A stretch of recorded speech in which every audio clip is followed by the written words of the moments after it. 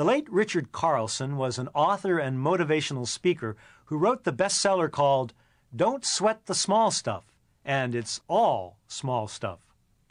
That title came to mind when I read today's passage from the Gospel of Mark. Jesus tells us that, quote, "Unless your righteousness surpasses that of the scribes and Pharisees, you will not enter into the kingdom of heaven." He goes on to define how our behavior must differ from those two groups by expanding the law's injunction against murder, "You shall not kill." Jesus rules out anger and insults as well, and makes these attitudes and actions a cause for judgment and punishment. His words, as I said, made me think of that small stuff quote. In everyday life, we might conclude that a harsh word is something small, a far cry from murder. A moment's flush of anger, a simmering resentment, a dismissive phrase or gesture. Surely these are of less consequence than taking someone's life. But the attitude suggested by our Lord is broad and all-encompassing.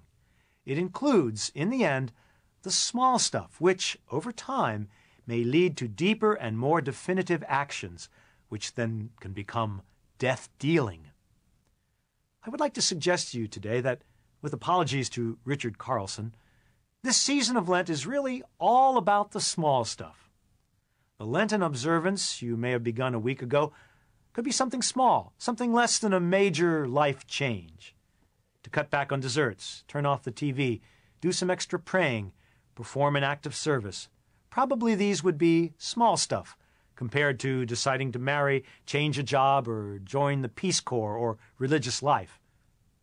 If you're procrastinating about that Lenten penance, don't get hung up about the size or scope of what you choose. If we hear Jesus in today's gospel, we can, I believe, assume that substituting small but positive ways of loving for those small but negative actions which are deadly in their own right is what Lent and life are all about in the end.